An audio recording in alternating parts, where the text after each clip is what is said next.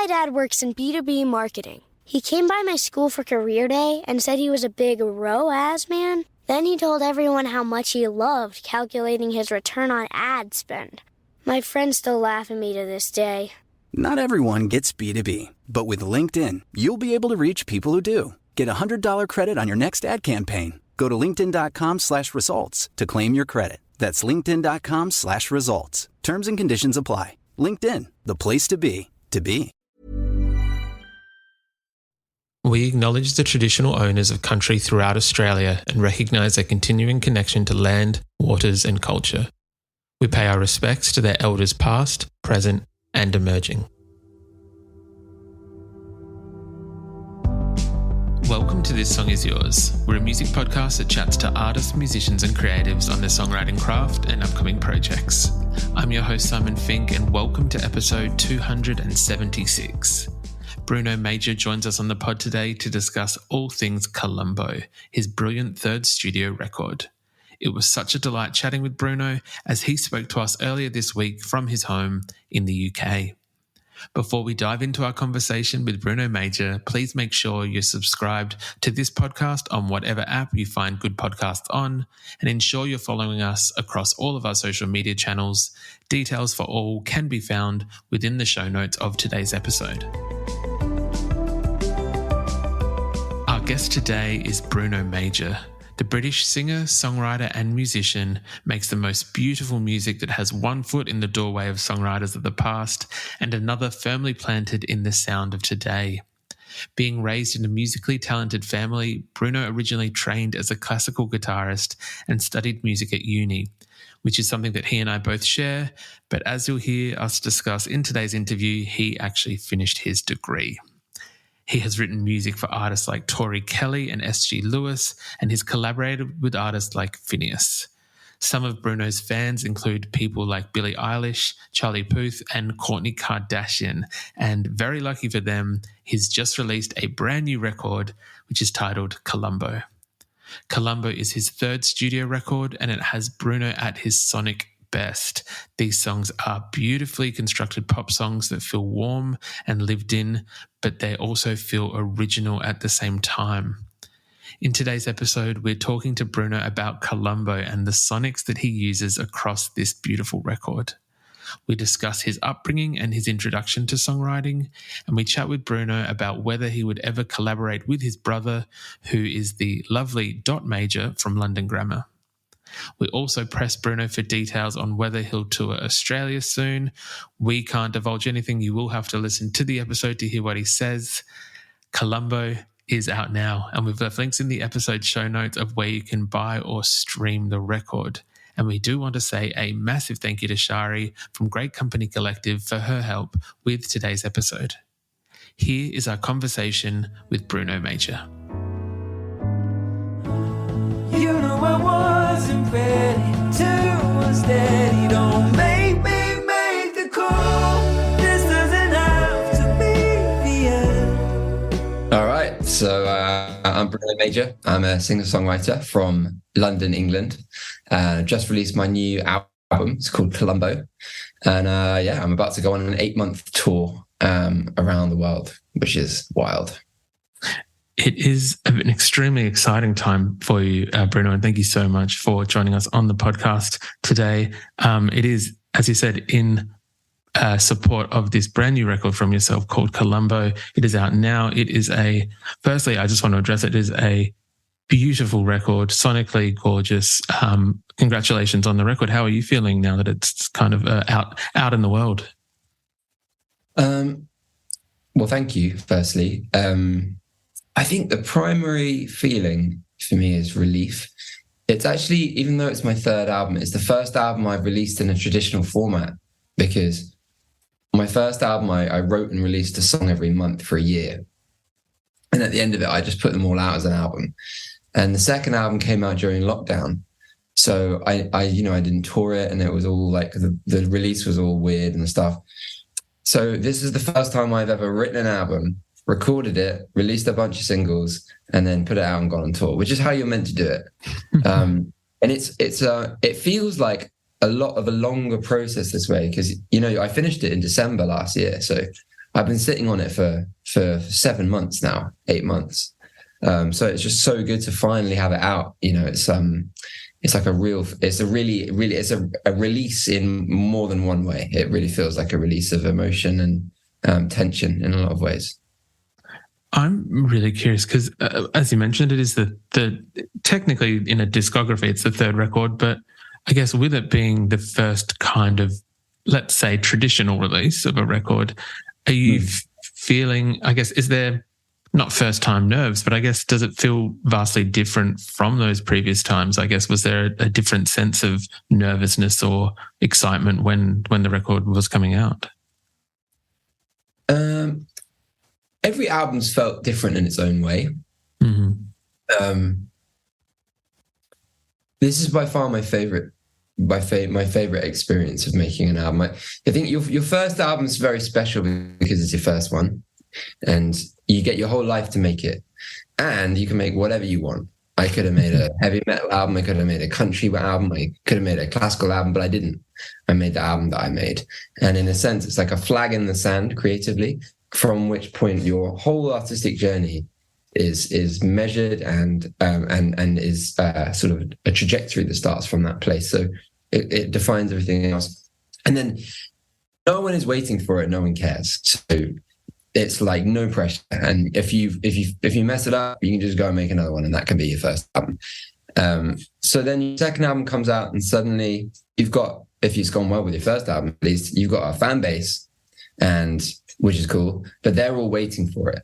And also you're on tour, and you've got all these commitments, and you got loads of stuff that you got to do, and you got to make the second one in like 18 months. So the first one you had your whole life, and the second one you've got 18 months. So it is, and you got to get used to the feeling that people are waiting for it. So it is this tricky second album for a reason. The third album, I felt like for the first time in my life, I knew who I was creatively. I knew how I wanted to do everything. I knew what my sound was. I felt no pressure from my fan base because I could take as long as I want, and I gave myself all of that time. And I also felt so free with this album. Like the first time I've really been able to say exactly what I want to say artistically, exactly how I want to say it. Almost free from my own kind of like inhibitions creatively. So yeah, I've loved every moment of making Columbo. Oh, well, firstly, I love to hear that, and it is, as I've said, it's a gorgeous record. It is, and I'm sure, and I know that I've in preparation for today, you know, been reading interviews that you've been doing in regards to the record, and I know that everyone seems to be referring to this almost like, I feel like it's an overused word. I'm not sure whether you would agree. I'm going to use it in air quotes for people who can't see us because it's a podcast, but like a vintage kind of feel to it, which I don't think is totally fair on you. Yes, it has qualities of 70s and 60s songwriters and like Paul Simon and who else, like Carole King, but there's something also with these arrangements and like the structures of the songs that I feel like are a little bit more modern. And I think that's where the beauty lies in these songs and in this music, in this kind of juxtaposition of the two. And I'm curious on, your thoughts. Thanks, man. I mean, that's the way I've always made my music. I think when I started, because I'm a jazz musician. So before I started writing songs, I was a jazz guitar player. And the reason I got into songwriting was because, I don't know how much you know about jazz, but you have all these jazz standards. So everyone learns like Autumn Leaves and Fly Me to the Moon and Bella by Starlight. It's like, really famous old songs from the 30s and 40s. And what you do is you use them as vessels for improvisation. So you use the chord structures and you'll play the melody, and then everyone will just like jam, like improvise their melodies over the top of these chords. And I was trying to become the greatest guitar player in the world, but in the process, I realized what really fascinated me and what really inspired me was the songs that I was playing themselves, the lyrics and the melodies and the chords. So I started writing my own jazz standards. So my idea of songwriting comes from the American songbook from the 30s and the 40s. So there is genuinely a really almost like an ancient element to my songwriting structures and stuff. The difference is I've always been very conscious that like I don't want to just make pastiche music. So one of my great heroes is Chet Baker, and he's got this album called Embraceable You, which was hugely inspiring to me. And if you listen to it, you can definitely hear some of that in my music. But I didn't make that album. What I did was I got together with Pharaoh, my co-producer, and we put 808 drums on it, and we put trap hats, and we put synths on it, and we use sidechain compression. We use modern production to present my music in a way that makes sense in the modern landscape. And why that is important is have you seen Ratatouille? Not recently, but yes, yeah. You know, at the end when he eats the ratatouille, and it's like a beautiful tower of ratatouille.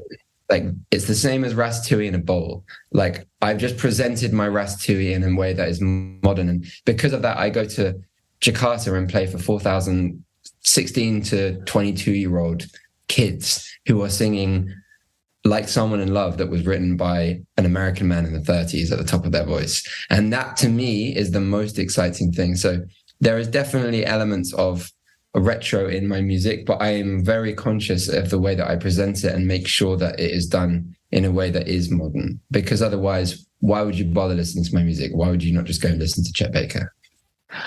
Oh, I love, yeah, because I love that. I do feel that's maybe what I was feeling when listening to Columbo, that there's elements of these singer-songwriters from years gone by. As he said, that there's a love of, and maybe I didn't pick up on that in listening to it, like maybe arrangements and structures from, as you said, like Gershwin and like standards from the 20s and 30s. Were you, I know you mentioned that you were a jazz student, fellow, or jazz dropout. Sorry. But you're a jazz dropout. Jazz dropout, my friend. Nice. I not to one up you, but I did actually finish my degree. It was I was done after 2 years though. I wanted to drop out, but yeah. You're a stronger man than I. I'd made it the 12 months and thought maybe not for me. So I would love to know, obviously, what got you to that point as well. Like, was your parents musically inclined, or are they like musically talented? My dad plays guitar. Mm-hmm. So there were always guitars lying around the house, and he was in bands when I was younger. The most powerful designer drugs are the digital ones we use daily. And we get high off them. One touch, tap, like, scroll at a time. You know, just like tech creators want us to. Use digital without digital using you. Learn more at sync.ithra.com. This season, Instacart has your back to school. As in, they've got your back to school lunch favorites like snack packs and fresh fruit. And they've got your back to school supplies like backpacks, binders, and pencils. And they've got your back when your kid casually tells you they have a huge school project due tomorrow. Let's face it, we were all that kid. So first, call your parents to say I'm sorry, and then download the Instacart app to get delivery in as fast as 30 minutes all school year long.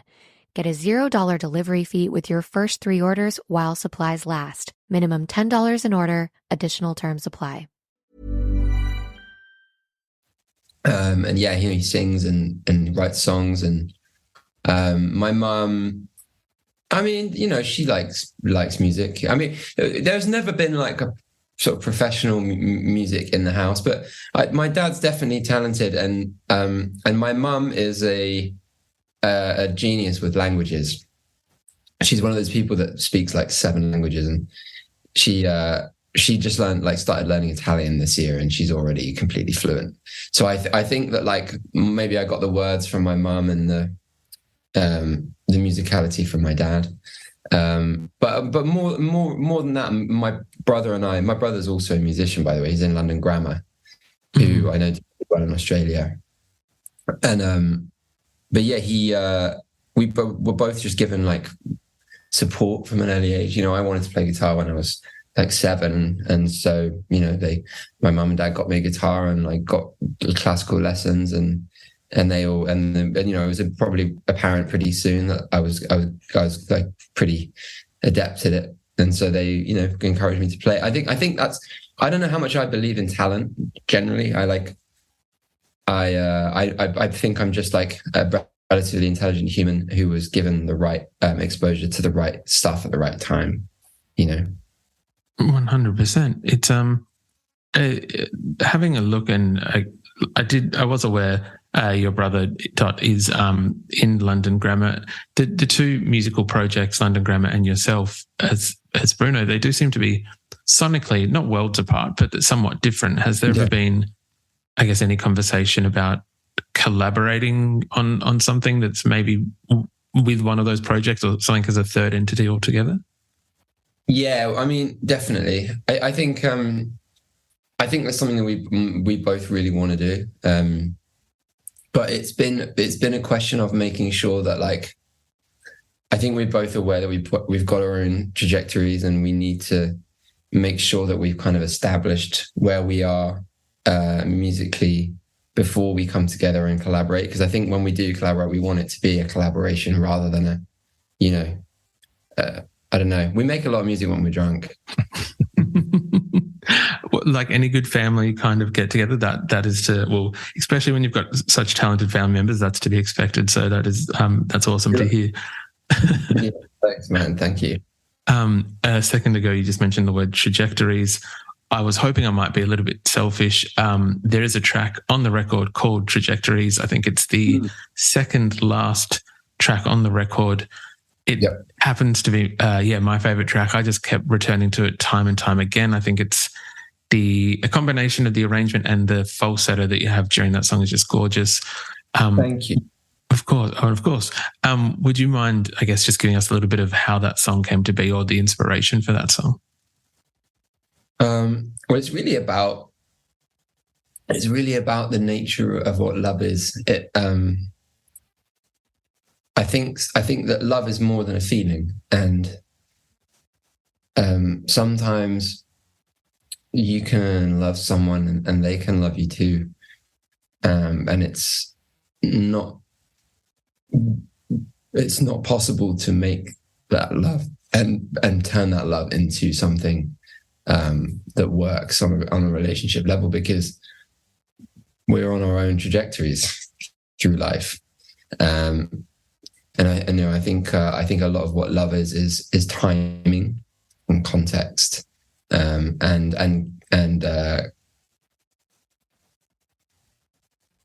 what do you call it when you? What's that word when you make a, not concession, compromise? There you go. Sorry about that. I think love is compromising.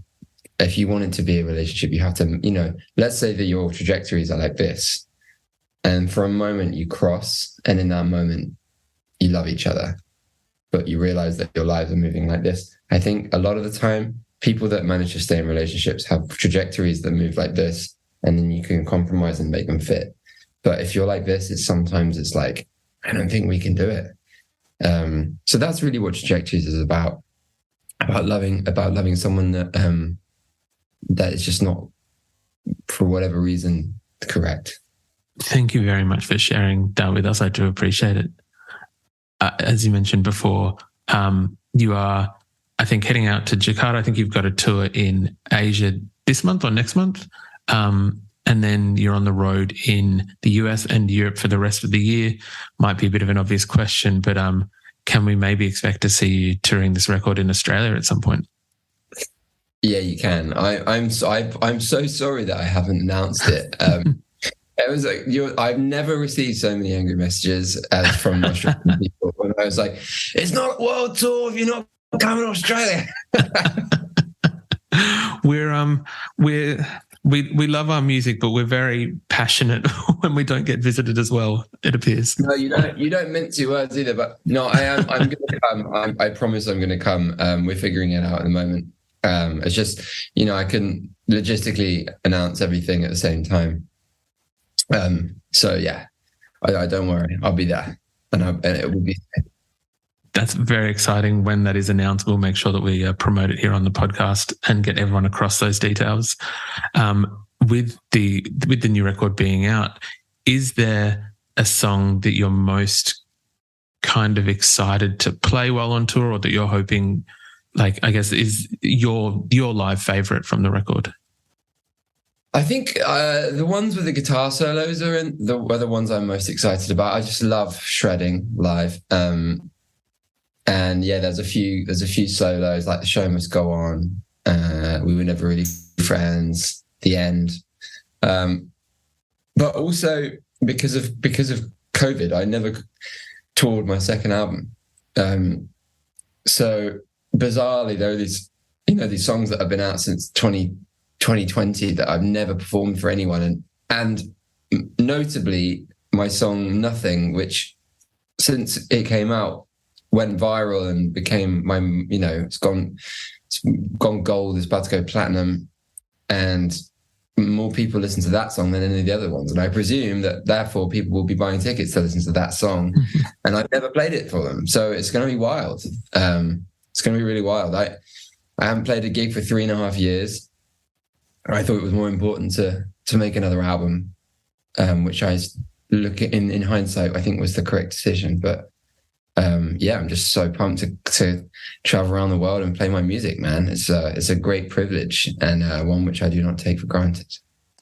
That's lovely to hear. And it is, having read, all the angry Australians aside, having read the comments on social media posts of people who are excited to see you, I know there is a lot of excitement for this tour. And as you said, to promote, technically promote both albums. So it is very exciting for you. We wish you all the best with that tour.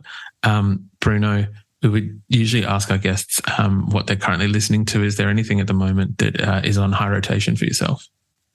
You know what? I've been listening to the new Post Malone album. Mm-hmm. I've got a soft spot for that guy. He's sick.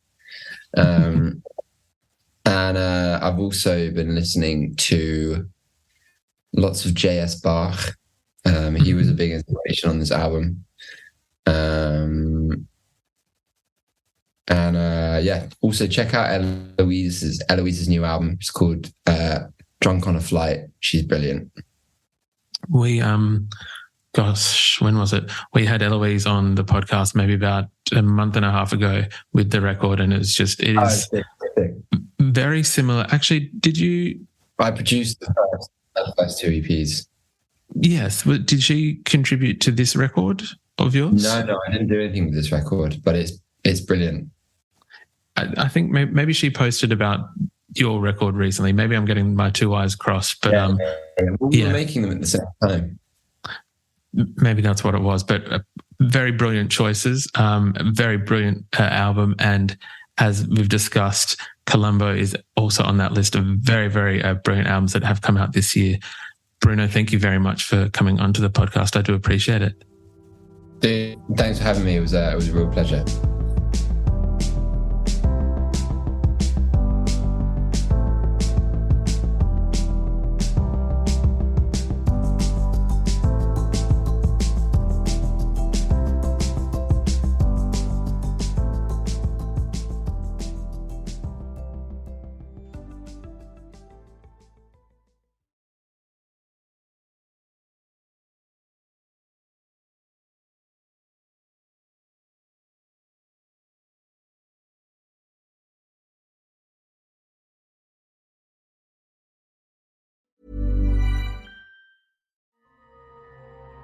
The most powerful designer drugs are the digital ones we use daily. And we get high off them. One touch, tap, like, scroll at a time. Just like tech creators want us to. Use digital without digital using you. Learn more at sync.ithra.com.